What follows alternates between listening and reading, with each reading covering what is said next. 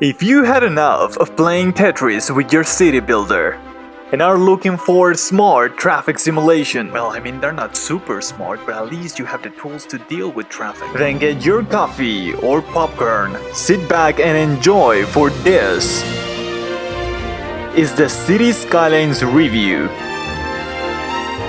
by SimNation. So as many of you know, I'm a big SimCity fan, but the last installment left some kind of like bittersweet taste on my mouth because I loved the things that it innovated in, the things that brought on to the table for city builders, like the Glassbox engine and so on, but it was so limited. It was such a limited experience, especially in the city building area, which you would expect that would be best, like vast and so on, that I just couldn't, and most people just couldn't either. And I thought that was it for city builders until not too long ago City Skylines was announced, and finally it's on my hands and I can give you a proper review of what I think of it.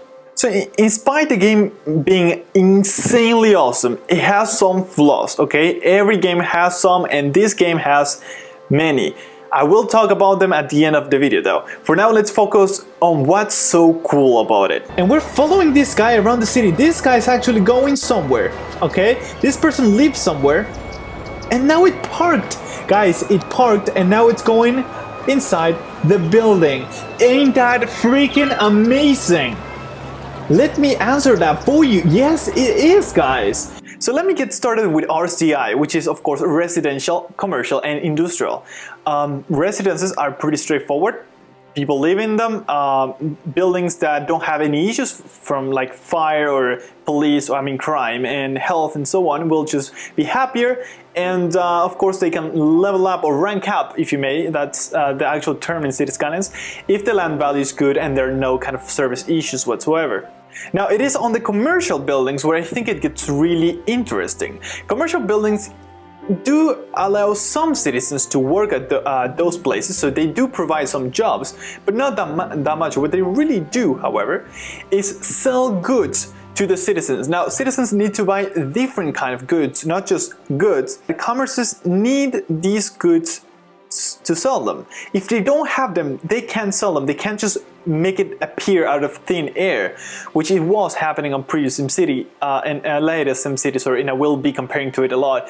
But instead, they have to import it from the outside, you know, the outside of the city, or take it from take the goods from local industries that are producing these different kind of goods. The interesting thing about it is that commerces not only give you money because of taxes, like it's usually on every city builder, but also they give you money for a sort of like a slice or a percentage on the sales that they make. So if they're selling to more citizens or more tourists, they will not only, they will pay a fixed amount of percentage of tax, but also they will give you a percentage of their income.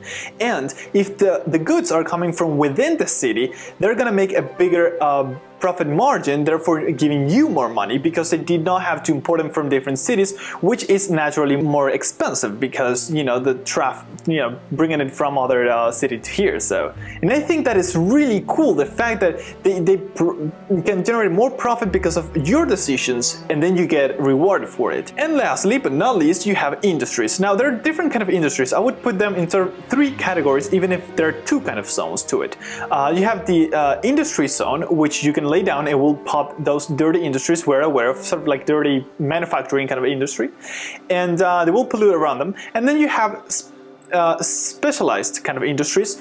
Basically what you do is you find a resource like forestry or oil or soil, good fertile tender soil for farming, and what you do is basically zone an area with industry, and then you sort of define a district on top, and then you assign a specialization to that district. So it kind of like it forces you to do this kind of counterintuitive thing that you won't be able to do on the very beginning, and that is one of the issues of the game that I will talk later on. These industries will produce different kind of goods to supply your city, the dirty manufacturing and the specialized ones as well. So these are the ones providing to your city and exporting the overflow, if you may, or the overproduction to the exterior, to the other cities that you never see, but it's just the exterior. And then of course we have offices, which are sort of like the clean version of industries, even if some specialization of industries don't pollute as much. And offices, basically, they do not produce goods, right? But just like industries, they offer a ton of job spots for both citizens to work at, and they're usually for more educated citizens. So as your cities start to grow, your city or your many cities within the area, because it can get really big, get more educated, they will actually want to work at offices, and they'll actually tweet or chirp, which is the inner Twitter, if you may, the way the citizens communicate to the mayor, by saying that they don't want to go to like a farm and care about pigs. You know, they're educated, they're more educated for that. And education does matter a lot in this game, so you actually want to put offices as your population gets more urbanized, more educated, if you may. And by the way, RCI works. RCI is meaningful. The only bad thing is that industry and offices are in the same bar and you don't know which is which. Sometimes they want industry and sometimes they want offices, and you have no way to tell unless you zone in and then you see what happens. And if nothing happens with offices, then it means they wanted industries, and if nothing happened with industries, it means they actually wanted offices. So that is kind of lame, and I hope they sort of allow you to sort of mouse hover the bar or something and get like more detail on it, or just make it separate, make 4. I don't care having a RCIO. And the most important thing, I think, is that all this economic loop generated here works, and it's executed to the full extent. Nothing is done magically. It's actually happening, and that is really, really, really cool. This is like pretty much like a roller coaster tycoon in a city. You want to see how serious I am? Take a look at this experiment that I made right here. This is like the most useless piece of, but I just love it because it's so useless. I love it. So since I mentioned roads getting clogged up and so on before, let's talk about transportation and infrastructure, which are pretty much one of the areas they put most effort on, probably because Colossal Order, the developer of City Skylines, is, well, the one who made Cities in Motion and Cities in Motion 2, which was more like a transport tycoon kind of game. And they clearly took some of it, not all of it, of course, that would be overwhelming for the city builder, and sort of put it here. So you have a little bit more control and micromanagement, but not too much, on these kind of things, which I think it's insanely important to make your city design meaningful. So as your industries start to export more goods, or your commerces start to import more goods, or more people come, visit your city, you will get more and more traffic jams on all the connections to the outside world that you may. So you really need to take care of it by building proper highways with proper connections. You just don't do cross intersections or like T connections and that's it and good luck everybody. No, you have to properly make a highway going up another one and making one-way roads to connect to one side and another one. You have to really get down to that level, or use one of the existing pluggables that you can use that are basically assets that anybody can create and share, more in modding later, to provide the proper infrastructure for your city. If you do not do that, you're just gonna be severely punished, and the game will punish you. It doesn't care about punishing you, it will punish you, and for good. Now, once you pretty much figure out how to do all these fancy highways and connections between the different parts of your cities, which again can get really far and therefore full of traffic, you will get the opportunity to unlock the bus system, the metro system, the train system, the harbor system, and eventually the airport system. Now, some of them are to be used within the city, which is basically one of the reasons why you want them, mass transit. And the cool thing is that, in example, whenever you put a bus depot, right, I think you only need one for some reason, and that can spawn infinite buses. Maybe it's a thing about location, but I never really had any issue about having just one bus depot. But the important thing is that what you do is actually you define the bus lines, where they have to go, or basically which stops they have to go and which order. So you start defining them, and the system will automatically, draw the route as you're plopping those bus stops. So you can pretty much say, okay, how many stops you want and where do you want the bus to go until they take the whole way around your city or the different parts of your city or your different districts, if you may. And you can have multiple of these. You can change the color and the name of the lines, even if it's not clear, and it can get really hard to grab one of the lines once you have like 3 going by the same place, because they don't separate. They are all like overlapping one each other, and it's really hard to just get one of them when you have many lines in the same road. But besides those UI issues, again later on, it is really cool that you're able to define this. And whenever you make a new area in your city, you may create a new line, a new bus line for people wanting to go to that area, or just extend existing bus lines there. And since citizens are smart, they can actually get off the bus system and take the metro to the next, to do the other half of their journey, if you may. There's also, of course, cargo train and passenger train. There is, of course, cargo harbor ports and passenger harbor ports, and same thing with the airports. So you not only have these connections for within the city, but you can also have tourists come in and go to your city using these transportation methods. Train can also be used within the city for both cargo and citizens, because again, you can send cargo within different parts of your city. Your city is going to get really big, and of course citizens may actually want to use it as part of their mass transport system. And as you start using all these different methods, you're sort of easing the traffic that you have on the streets and the highways and the entrances to your city, which is basically why you want this. You don't want to stuck just highways and that's it. You want to have all these different methods, and the more effective you do this, the more cargo you can take off the highways, which can be like really annoying for the traffic. They can really slow it down, and just make it easier for those that really have to use cars to actually use it. We're totally like analyzing or just taking a look at under the hood of the simulation. This is awesome. This is like insanely awesome. The bus is going around. I am at medium speed. Look at all the people. Look at all the people just getting on this bus. The rest will have to get on the other buses, and that is happening. That is happening. It's happening right there. You can see this one. It's probably filled by now. There we go, this is going all the way here. I love how clean the view is. The view is just insanely awesome again. Now I must talk about something that for some people it's not important, but for me it's like one of the reasons I am in love with the game. And that is the simulation in the game. Like, most importantly, how people, like the little citizens that you see walking in there, have their own name, have their own home, their own workplace. It stays the same until it gets destroyed or something. They have their own education, their own happiness. They can even own a car, and if they do, you can click on the car and you can see the owner. You can click the owner, you get to see the owner.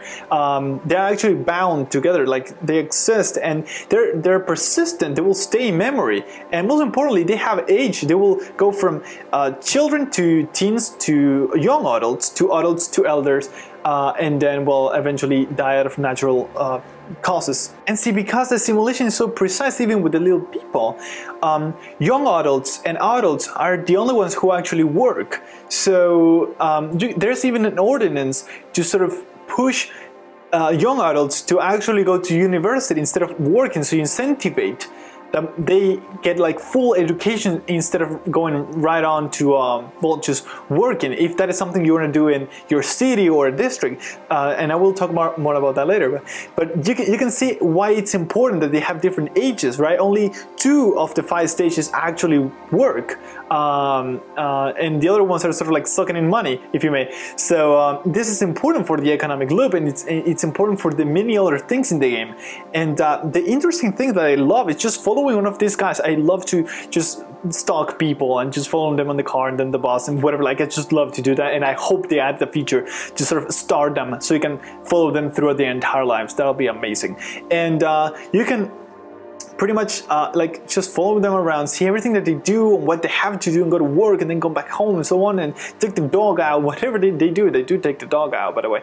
And then you just start to zoom out and you see all these hundreds and thousands, like 40,000 people doing the exact same thing, living their lives, which I think it's amazing that all that level of detail that you found in one single citizen then got multiplied by 10,000, 40,000, 100,000, technically up to 1 million. So I think that it's amazing about the game. I think that is one of the greatest features, even if it is important to be able to build big cities and proper economic loop and all that.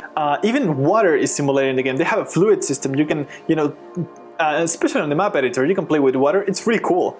And you're gonna see a mess, but let me show you what happens. All right, we're in fast speed right now. There we go. We're flowing this side, and now it's just gonna keep on going that side. And you can just have, you know, whenever you put sewage upstream in the river, it will go down, and if you start soaking in water from there, it will be polluted water. So I like how they, even if they don't have like air pollution with wind, they do have water pollution with, you know, direction and strength, which is actually pretty neat. Now, just like any city, it requires some services to be provided to the citizens, and you cannot really escape from that formula. I mean, if you're going to make a city builder, you of course need to have roads, you need to have power and water and so on. And in this case, you do have power, you have water, although you do have to lay down your own power lines to connect major parts of the city, not between like streets like that level, like SimCity 2000. That was kind of annoying actually.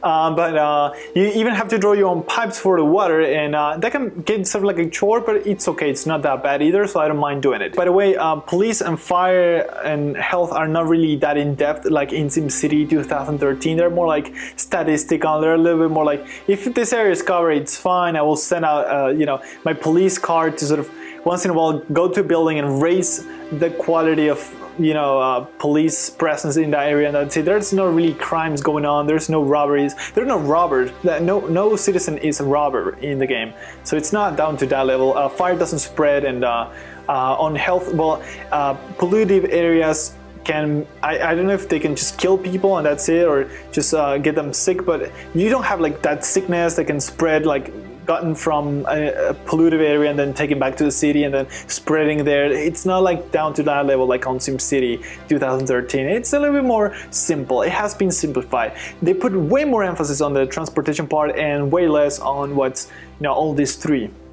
But of course you have landfills and cemetery, which I like to put together because they have the same mechanics. I mean, basically, and I think this is actually pretty cool. Basically, you have to, like, for the landfills, you have to put down to collect garbage. Trucks will be dispatched. There's about like more or less 10 trucks per building. You can expand them, so you have to place more of them.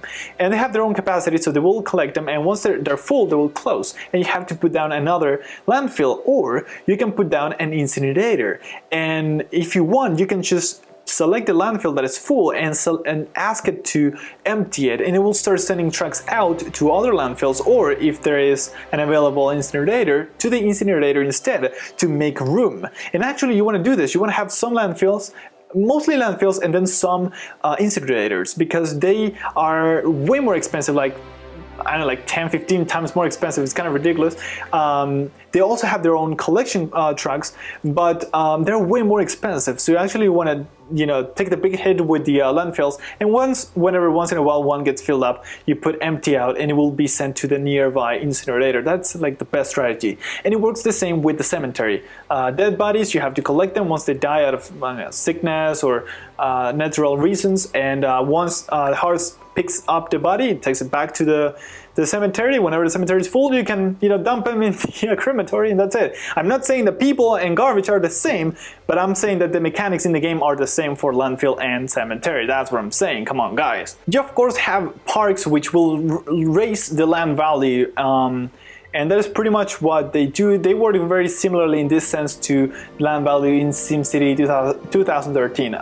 Then you have unique buildings that you can only place once, and most of them are just for tourism. Some will do some different things, but most of them will just attract tourists. That is it, and only one of each type, and you have different tiers that you unlock while you're playing, and also you unlock as you complete the sort of achievements, like this many of dead people service it, or so on, right? And it will give you like sort of like a special park with the park of the death and so on, or you eventually can get an expo center. You can get all the stuff like that. You can really interact with them, but all you do is place them and they have some sort of function. But they're especially most useful for eventually unlocking the monuments. Now these are like special buildings that you can only place one of them, so you have to pick carefully, and they will basically just make sure you never have issue in, say, power or education.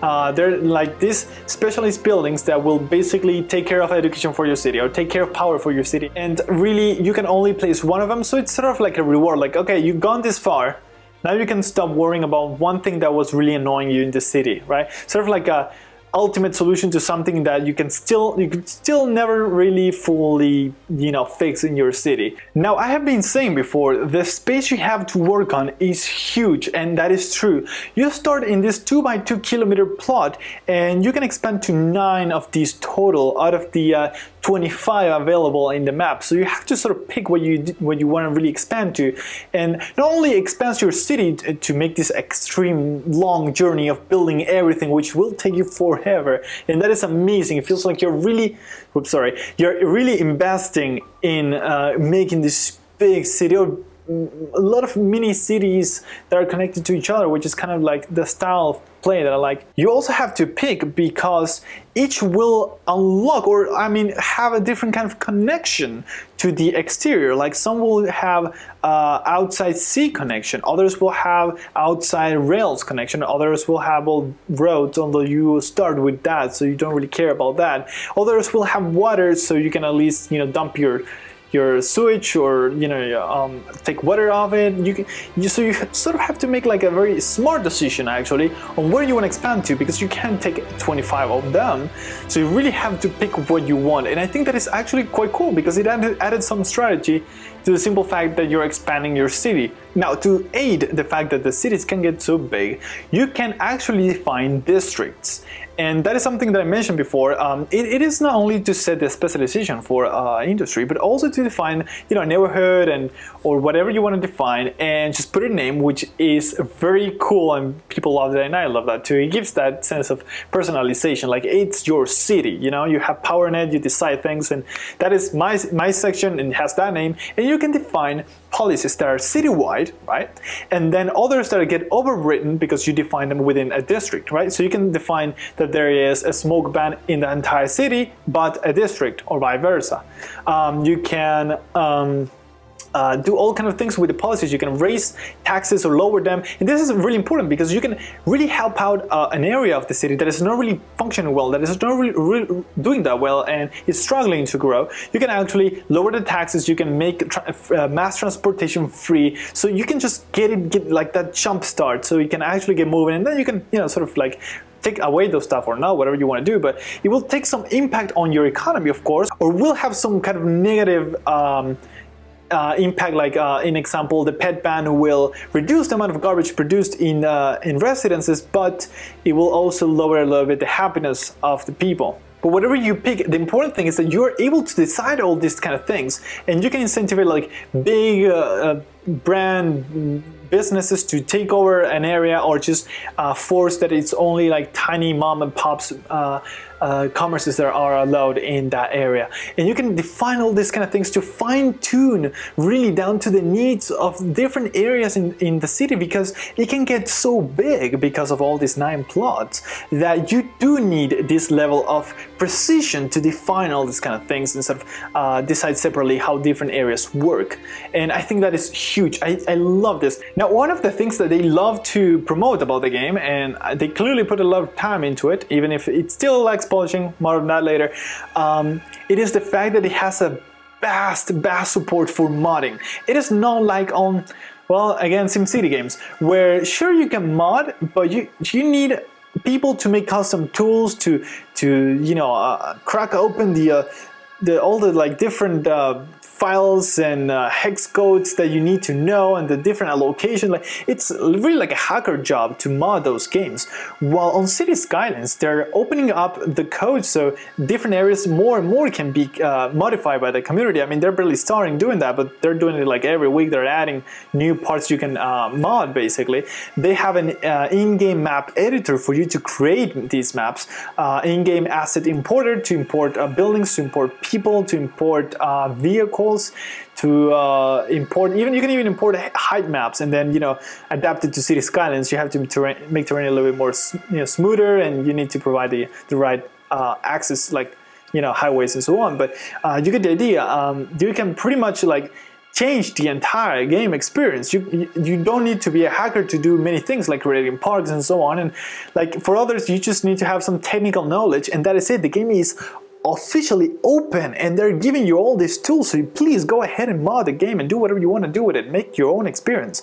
And I think the best part of it is that it is easy to share. It's using the Steam Workshop, so you can like very easily just go to the Steam Workshop and say, oh, I want this, subscribe, and that is it. You're subscribed to that mod. If it gets updated, it will get updated automatically. It's not like in other games on which they basically say, we will legally allow you to mod the game, but we're not going to give you any tools, so good luck with that. Now, since it's going to get so flooded, we at SimNation actually have a curated mod directory that we are like literally taking suggestions from our viewers and other people, and we actually look into mods as well, and we figure out which we think are really valuable, and then we put it there in the directory. So it's sort of like a shrinked version of all the possibilities, or all the many versions of maybe a parking lot that you may find in the workshop. We just pick like a few key ones that are important, like maybe 1 or 2 parking lots, and that's it, right? And just put it there. So it's very simple for you to find things and get them. It's again like one click away, so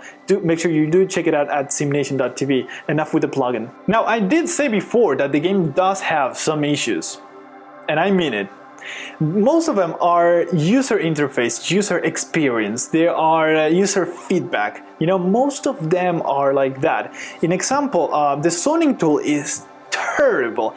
It's terrible. I know they're not exactly like SimCity, so they had to do it differently, but they did it poorly. There are 4 tools, none of them are really good. I mean, you can like the most precise tool is the marquee tool, but since you're gonna be drawing like circular roads and so on, the marquee tool is useless. You're gonna have to manually draw each area for a single building to plop there, or you can use the paint tool, but then you're either gonna overpaint or miss some spots, so buildings won't take all the space, so you have to go in then and slowly start to filling in all the spots that you missed with a brush, or maybe use the filling tool, but the filling tool just takes everything. Or if there's like a little gap, like whenever there is on a curved road, you're not gonna paint all of it, you're just gonna paint one.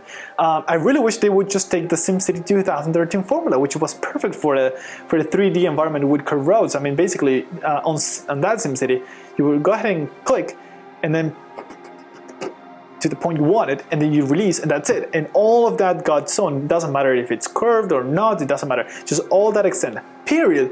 That's simple. Why not? I have no idea. That is one of the many things I go like no idea on the user interface why they did it, or maybe they didn't have somebody to do it. But it feels like programmer UI. Usually that is how it's called when it's sort of like pushed out there so it works, but they didn't really test it and see if people actually find it like easy to use and fast. Most importantly, like you're not stupid. You're gonna be able to zone. It's just gonna take you forever to do something as stupid as going like this. I wish it was that simple. You're gonna have to like slowly paint and correct all the areas and zone this, and go ahead and fill this, and then you're gonna have to remove this because you overpainted this. That's so much time for doing like on the SimCity 2013. Come on. And there are more stuff like this. Like an example, you don't know why a building is abandoned. You actually like I learned like some sort of like cheat to know that you have to like you can't even like hover the building and that's it. It will tell you have to click it. Right? And then you have to find this tiny icon that is sort of like bouncing on the top left of the window. Then you put your mouse there, you wait for a second, and then a tooltip will show up and say why that building is abandoned. But you have to repeat the process for every building. Why? Why can't I just hover it and that's it? Or click the building and that's it? And then I get told why. It just says I am abandoned. And you have to sort of do this extra inspection of why it's happening. There's no excuse really to do that, really. I mean, come on. The game clearly wasn't tested. It wasn't really polished. Even though like the icons are not really there. Like the water icon really looks like it was made on paint. It's not even consistent. Whenever you hover it, part of it goes to an older version or something. And even there are like these rounded boxes where the paint text, it's not properly centered, the colors are off, the contrast is not like, it's just annoying, and why those colors, I don't even know, and the gray bar in the bottom is just not my thing really. Maybe that is just taste, but never do gradient on dark colors because it looks like crap. And that is like #1 rule, and they're like missing out all those two rules. Even the camera that requires you to use a middle mouse button, And if you have a laptop or a Mac, you're not going to be able to do that. You're going to have to find it to like right click or something, and that's going to unselect everything you want to draw whenever you want to turn the camera around, which is one of the issues I have. I don't know why they just didn't copy the SimCity 2013 camera, which was perfect. I don't mind the copy it.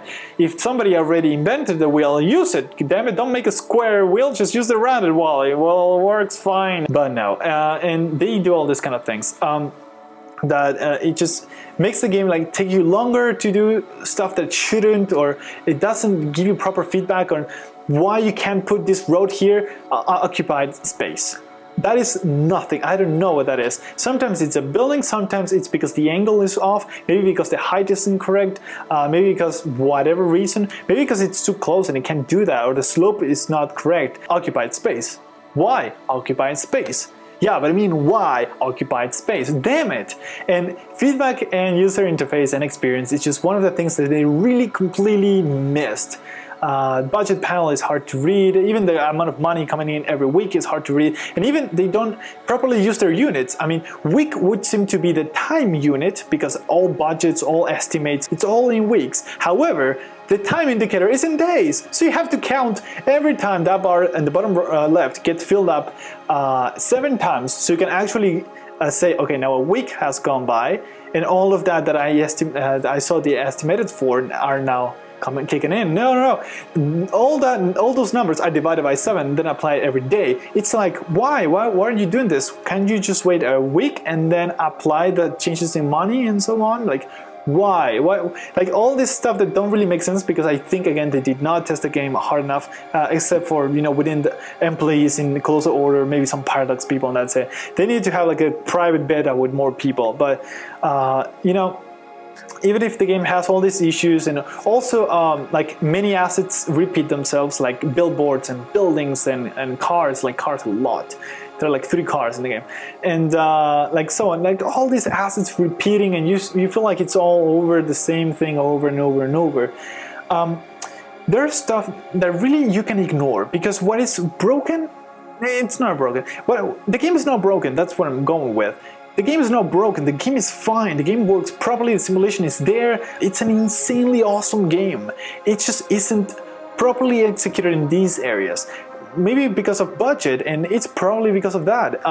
They actually got it right, they got everything right on the city builder, or most of it right. Yeah, most of it. So all these things, you can sort of like just learn to live with them until hopefully they fix it. And if they do, they're gonna make one of the better, or one of the best, or the best city builder of all times. But they really need to step up and do this. So even despite all that, I think City Skylines, if you were ever interested in city building or even transport a little bit, this game is for you. I can 100% recommend it. Even in its unpolished state, I can recommend it. Because it's gonna get a lot of support in the future time, a lot of modding, but that is not really important for me in a game, because I think a finished product is the most important thing. But overall, it is the city builder we've been asking for over 10 years. Okay, and whenever The Sims 1 came out, it was diagnosed to have like only a few dozens of thousands copies sold, and that's it. Like one of the worst estimates ever. But yeah, even like just did allow them to continue it and just finish it and publish it, but without many resources. And they still did anyway. They did publish The Sims 1 with the limited budget and the clunky UI. I mean, not so clunky, but it was a really like bad UI, really. But they just pushed it out, and the game sold so much that EA automatically loved Maxis, loved The Sims. They were able to do SimCity 4 and eventually The Sims 2 with all that budget that now they had available, and all that willingness of EA to bet on them. And I think City Skylines is like that. City Skylines is The Sims 1. They did a small game, just like Marina, the CEO of Colossal Order, the developer of the game, said that they were making a game and they did not expect to get this amount of hype and recognition, but it did. And now they're realizing that they need to raise the bar to the level that people are expecting it to be. And that is one of the things that calms me down a little bit. That makes me go, okay, they realize that their game is way bigger than what they ever done so far, and they have to step up to that level, and they're recognizing it. Okay, so I do see them as having The Sims 1 in their hands. They have finally proven that the concept can work, and therefore can get the right budget to either get it right on this version, or maybe 5 years or more later on down the road, make a second version with all that power and energy put into it. Because making a game is hard, and getting support to making it such a big and risky game, city builders that everybody keeps getting wrong for the past 10 years, it's even riskier. And now that they have proven themselves, I think this is the beginning of something much, much bigger than what Cities Skylines 1.0 that you have installed on your computer right now is. Way bigger.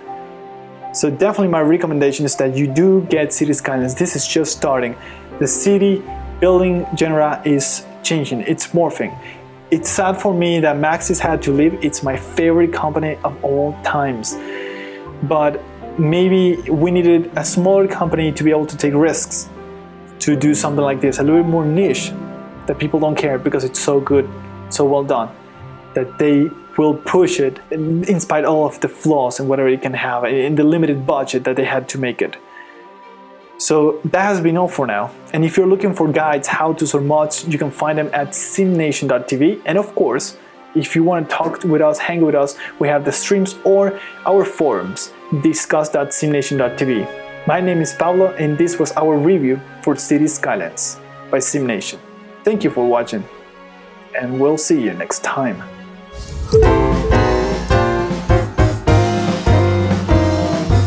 I just can't. Even if we find out like some things are not what we thought they were.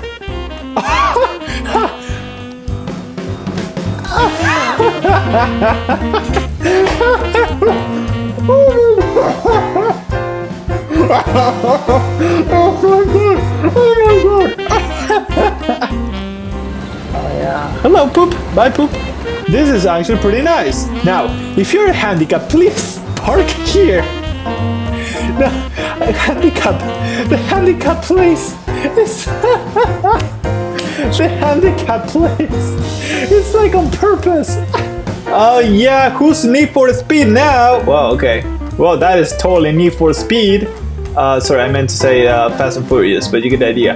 Look at this. This is a beautiful view. That's at least what I think. Beautiful view. Complete, just beautiful view. Get your hands on the height map, you can just hit import. There we go. Then of course if you had a water source, I would recommend deleting it. Whoa, bus race! Hey, you're supposed to be behind! Oh, he completely stole your internet so well.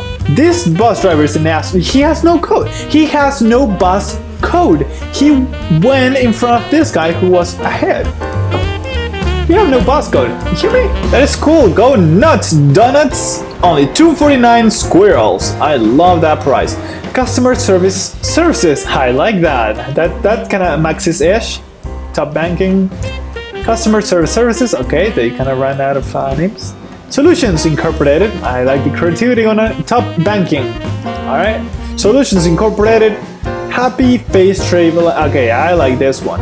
You know what? We're gonna change the name of this one to Fancy Hat Place. There we go. So this is the Fancy Hat Place, and you can see why it has a fancy, creepy ass. Financial News was one of the buildings that was here. Oh, this is the most satisfying thing ever. We are God in SimCity 4. Wow, that was loud.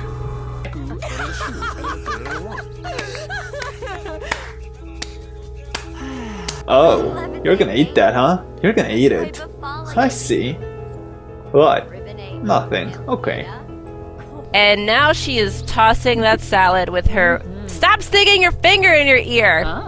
Alright, she's tossing the salad with her earwax. It does. Yeah. It does. It doesn't really well. Okay. Oh, they're coming for you, Pablo! Shit, okay. Run! Oh, yeah. These road trips, man, are killing me. Anyway, let me know whenever we are recording. Hi, and welcome to another episode of Extended Play. I'm your host, this is Stuart, and that is a fancy, fancy sign. Thank you for watching, and I'll see you next time.